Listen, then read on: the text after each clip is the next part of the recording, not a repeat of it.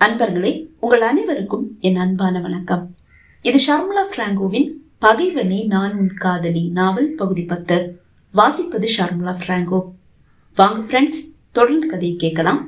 பிருத்வி வந்ததும் மாலை வீட்டிற்கு வருவதாக கூறிய பிருந்தா மாலை 6 மணி ஆகியும் வர காணாததால் பிருந்தாவை அழைத்தான் சஞ்சய். அவன் அருகில் அமர்ந்திருந்த நந்தனா அவள் என்ன சொல்கிறாள் என்று அறிய சஞ்சயின் செல்லை வாங்கி ஸ்பீக்கரில் போட்டாள். 2-3 பெல் அடித்த பிறகுதான் பிருந்தா அழைப்பை ஏற்றாள். பிருந்தா, நீ சாயந்தரம் வீட்டுக்கு வர்றதா அம்மா கிட்ட சொல்லி அனுப்புனல்ல, ஏன் இன்னும் காணோம் என்று சஞ்சய் கேட்க, அத்தான் அக்கா கூட இருக்கணும்னு அம்மா ஆசைப்பட்டாங்க. அம்மாவை சஜன் கூட்டிட்டு வந்துட்டாரு. நானும் பிருத்வியும் தினமும் வந்து அம்மாவை பார்த்துட்டு போறோம். நான் வேலை முடிச்சு வர்ற வழி அம்மாவை பார்த்துட்டு வீட்டுக்கு வரேன். பிருத்வி காலேஜ்ல இருந்து வர்ற வழி அம்மாவை பார்த்துட்டு வந்துடுவான். இன்னைக்கு நாங்க 2 பேரும் வரல. ஏன் பிருந்தா, என்னாச்சு? சஜன் ஏதாவது சொன்னானா? ஐயோ, அவர் என்ன சொல்ல? அவர் எதுவும் சொல்லல. ஆனா எனக்கும் அவருக்கும் செட் ஆகாது. ஏதாவது பிரச்சனை வந்து அது உங்க லைஃபையும் பாதிச்சிடுமோன்னு எனக்கு பயமா இருக்கு. அதனால வேண்டாமே அத்தான், நாங்க இங்கேயே இருந்துக்கிறோம். இது கூட உங்க வீடு தானே, அப்புறம் என்ன? இந்த அளவு பயப்படுற உன்னால எந்த பிரச்சனையும் வராது. சஜனால எந்த பிரச்சனையும் வராம நான் பாத்துக்கிறேன். அவனுக்கு சொன்னா புரியும். நீயும் பிருத்வியும் கிளம்பி உடனே இங்க வாங்க. இல்லத்தான், அது சரிப்படாது. கண்டிப்பா ஏதாவது பிரச்சனை வரும். என்னுடைய வாய் சும்மா இருக்காது. ஏய், ஏண்டி இப்படி பிடிவாதம் பிடிக்கிற? அம்மாவே எப்படியோ சமாதானமாகி இறங்கி வந்துட்டாங்க. இப்ப நீ அடம் பிடிச்சா அப்புறம் அம்மாவும் கிளம்பி அங்கேயே வந்துடுவாங்க. அண்ணி, நான் பேசுறேன். பின்னால் இருந்து சஜனின் குரல் கேட்க சஞ்சய் நந்தனா இருவரும் திரும்பி பார்த்தனர். அறைக்குள் வருகிறான் சஜன். செல்லை வாங்கிய சஜன், பிருந்தா, எனக்கும் உனக்கும் செட் ஆகாதுதான். எனக்கு உன்னை சுத்தமா பிடிக்காதும் தான். ஆனா நீ எங்க வீட்டுல வந்து தங்குறதுல எனக்கு எந்த எதிர்ப்பும் இல்லை. நான் கண்டிப்பா உன் முன்னாடி கூட வரமாட்டேன். நீயும் அப்படி இருந்துட்டா நம்ம 2 குடும்பத்துக்கும் இடையில எந்த பிரச்சனையும் வராது. பிருத்திவிய கூட்டிட்டு நீ கிளம்பி வா. இல்ல, நான் வரல. ஏன்? சாரி என்றவள் அழைப்பை துண்டித்தாள். அனைத்தையும் கேட்டுக்கொண்டிருந்த பிருத்வி, அக்கா, உண்மையிலேயே உன்னுடைய பிரச்சனை தான் என்ன? நீயும் நம்ம அக்கா கூட போய் இருக்கணும்னு தானே ஆசைப்பட்ட. நாம எல்லாரும் ஒன்னா இருக்கிறது தானே சந்தோஷம். ஒன்னா இருக்கிறது தான் பிருத்வி சந்தோஷம். ஆனா சில சமயங்கள்ல நம்ம விருப்பத்துக்கு எதிராக நாம முடிவுகளை எடுக்க வேண்டிய கட்டாயத்துல இருப்போம். அப்படி ஒரு கட்டாயத்துல தான் நான் இப்ப இருக்கேன். என்ன சொல்ற? எனக்கு எதுவும் புரியல. உண்மையிலேயே இப்ப இங்க இருக்கிற பிரச்சனை யாரு? ஹீரா. ஹீராவா? ஆமா, நான் வீட்டுக்கு வரும்போது இங்க இருந்து வெளியே போனாங்களே, அவங்களா? ஆமா. அவங்களுக்கும் இப்ப நீ இப்படி ஒரு முடிவு எடுத்ததுக்கும் என்ன சம்பந்தம்? சம்பந்தம் இருக்கு.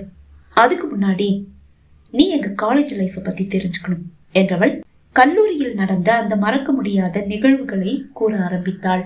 நந்தனா பிருந்தாவை விட 2 வயது பெரியவளே ஆனாலும் பிருந்தா தன் பள்ளி படிப்பை நந்தனாவோடு தான் ஆரம்பித்தாள். 5 வயதில் நந்தனா 1ஆம் வகுப்பு செல்ல ஆரம்பித்த போது 3 வயது பிருந்தா LKGயில் சேர்க்கப்பட்டாலும் அவள் அந்த வகுப்பில் சென்று அமராமல் நந்தனாவோடு 1ஆம் வகுப்பில் வந்து அமர்ந்து விட்டாள். அங்கிருந்து அழைத்து வந்து அவளை அவளது வகுப்பில் அமர்த்த அவள் அழுது ஆர்ப்பாட்டம் செய்ய, சரி அவளது அக்காவோடு இருக்கட்டும் என்று ஆசிரியர்களும் நந்தனாவோடு முதல் வகுப்பிலேயே அவளை அமர்த்திவிட, வகுப்பில் முதல் மாணவியாக விளங்கிய பிருந்தாவை கீழ் வகுப்பில் அமர்த்த மனமில்லாத ஆசிரியை அடுத்த வகுப்புக்கு நந்தனாவோடு அனுப்பிவிட, அவள் 10ஆம் வகுப்பு தேர்வை 13வது வயதில் சிறப்பு அனுமதி பெற்று எழுதி தேர்ச்சியும் பெற்றுவிட்டாள். அது அப்படியே தொடர்ந்தது. தான் விரும்பிய படிப்புக்கு இடம் கிடைக்காமல் போக வேறு வழியின்றி பிருந்தாவோடு அவளது கல்லூரியிலேயே சேர்ந்த நந்தனாவோடு மீண்டும் தன் கல்லூரி படிப்பை துவங்கினாள் பிருந்தா. கல்லூரிக்குள் அடியெடுத்து வைத்த பிருந்தாவுக்கு ஒரு அதிர்ச்சி காத்திருந்தது. கல்லூரியின் நாயகன் சஜனுக்கு முதல் நாள் முதல் பார்வையிலேயே பிருந்தாவை பிடிக்கவில்லை. காரணம் என்ன என்று அவளுக்கு புரியவில்லை. அவள் முன்பின் சஜனை பார்த்ததும் இல்லை. புது மாணவ மாணவிகளிடம் பேர் என்ன, எந்த ஊரு என்று கேட்கும் சஜன், பாட தெரியுமா, ஆட தெரியுமா என்றும் கேட்கிறான். தெரியும் என்று கூறும் மாணவர்களை மட்டும் பாடவும் ஆடவும் சொல்கிறான். நன்றாக பாடினால் கைத்தட்டி வரவேற்கிறான். அழகாக நடனமாடினால் என் கூட கல்லூரி ஆண்டு விழாவுக்கு ஆட ஒரு வாய்ப்பு கொடுக்கிறேன் என்று கூறி பாராட்டி அனுப்புகிறான்.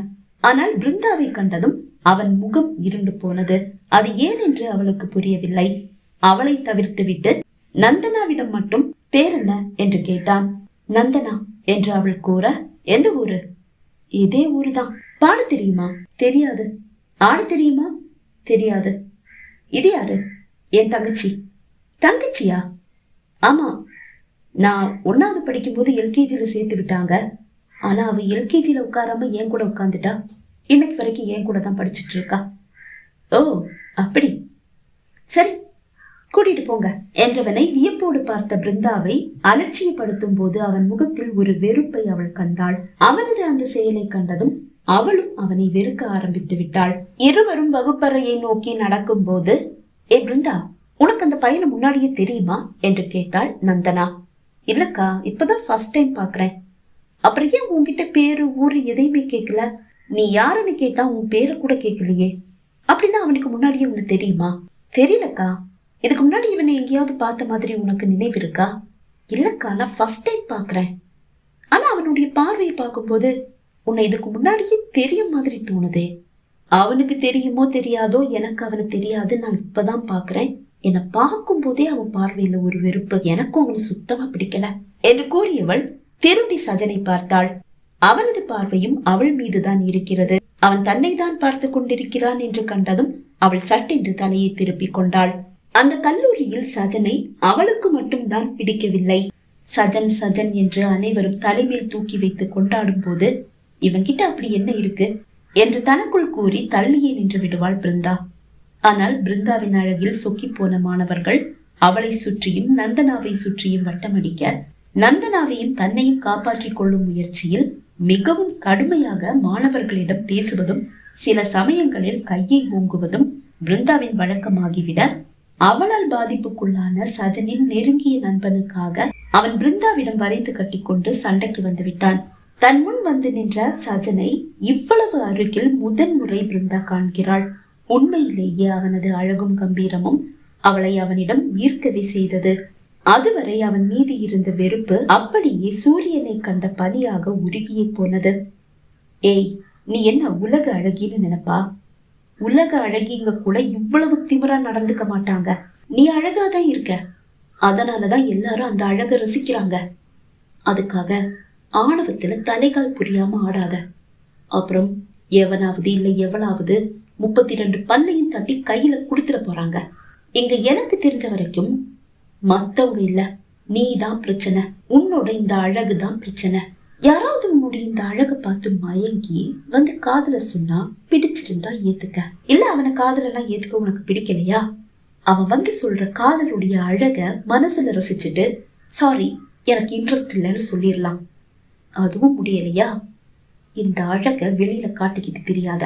ஏதாவது மேக்கப் போட்டு முகத்தோட அழக மறைச்சுக்க.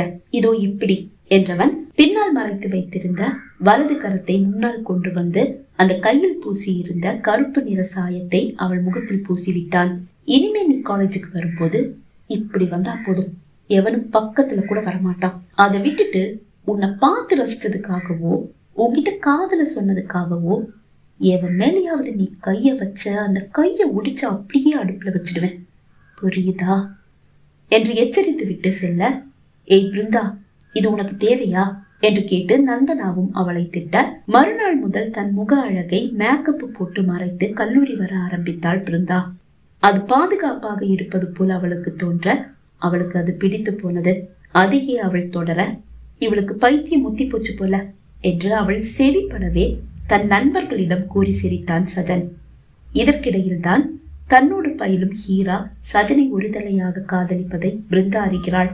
ஆனால் ஹீராவை பிடிக்கவில்லை என்று கூறும் சஜன் அவளை மனதிற்குள்ளேயே பூட்டி வைத்து நேசிப்பது போல் பிருந்தாவுக்கு தோன்றியது. அவள் பார்க்கும் போது பாராதவனாக நிற்பவன் அவள் பார்க்காத போது அவளை கண்டு ரசிக்கிறான். அவளை இவனுக்கு பிடித்திருக்கிறது, பிறகு ஏன் இந்த நாடகம் என்று அவளுக்கு புரியவில்லை. காதலர் தினத்தன்று சஜன் யாரையோ தேடி அலைவதை கண்ட பிருந்தாவுக்கு இவன் யாரை தேடுறான் என்ற எண்ணம் தான் எழுந்ததை தவிர ஹீராவை தேடுகிறான் என்று தோன்றவில்லை. ஏனென்று தெரியவில்லை. தன்னை கண்டாலே முகத்தை சுளிக்கும், தன்னை வெறுக்கும் அவனிடம் சிறிது விளையாடி பார்க்க வேண்டும் என்று அவள் மனதில் ஒரு விபரீத ஆசை. ஹீராவை தேடி அலைந்து கொண்டிருந்த அவன் கண்ணில் படாமல் ஒரு சுவரின் பின்னால் மறைந்து நின்றவள் ஹெல்ப் என்று சத்தமாக கத்தி அதை தன் செல்போனில் ரெக்கார்டும் செய்தாள். குரல் வந்த திசையை நோக்கி திரும்பியவனை மறைந்து நின்று பார்த்து சிரித்தவள் மீண்டும் ஹெல்ப் என்று கத்த முயல. டேய், நீ ஹீராவை தான் தேடிட்டு இருக்க? அவ எங்கன்னு கேட்டல? அதோ அவ லைப்ரரி பக்கத்துல அவளுடைய ஃப்ரெண்ட்ஸோட இருக்கா, போய் பாரு. அவனது நண்பன் ஒருவன் கூறி செல்ல அப்போதுதான் அவன் ஹீராவை தேடுகிறான் என்பது அவளுக்கு புரிந்தது. அவனும் லைப்ரரியை நோக்கி ஓட மீண்டும் ஹெல்ப் என்ற குரல் அவன் செவியில் வந்து விழுந்தது. அப்படியே நின்று குரல் வந்த திசையை பார்த்து திரும்பியவன் மீண்டும் ஹெல்ப் என்ற குரல் வந்ததும் வேகமாக பிருந்தா நின்று கொண்டிருந்த அந்த இடத்தை நோக்கி ஓடினான்.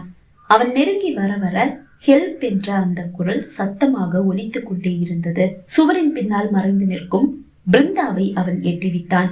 அவள் எதுவும் அறியாதவள் போல் சுவரில் சாய்ந்து நின்று ஹெல்ப் என்று அவள் கத்தி பதிவு செய்த அந்த குரலை மீண்டும் மீண்டும் போட்டு கேட்க, ஏய், எதுக்கு இப்படி பண்ற? கோபமாக கேட்டான் சஜன். அலட்சியமாக அவனை பார்த்தவள், இது என்ன அநியாயமாயிருக்கு? நாங்க கல்லூரி ஆண்டு விழாவுக்காக ஒரு டிராமா போட முடிவு பண்ணியிருக்கோம். அதுல இப்படி ஒரு காட்சி வருது.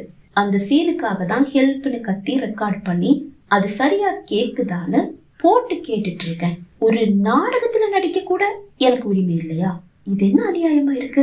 பொங்கி வந்த கோபத்தை பற்களை கடித்து கட்டுப்படுத்தி கொண்டவன் வந்த வழியாக திரும்பி நடக்க சிரித்து கொண்டவள், ஐயா ஹீராவை தேடி போறாரு போல. காதலர் தினத்துல காதல சொல்லதான் இத்தனை நாள் தன்னுடைய காதலை மறைச்சு வச்சிருந்திருப்பாரு போல. சரி, காதல் ஜோடிகள் ஒண்ணு சேர்ற அந்த அழகான காட்சிய நாமளும் போய் பார்ப்போம். சஜனின் பின்னால் நடந்தாள் பிருந்தா. பகுதி 10 நிறைவடைந்தது. பகுதி 11 உங்களை சந்திக்கும் வரை விடைபெறுகிறேன். நன்றி, வணக்கம்.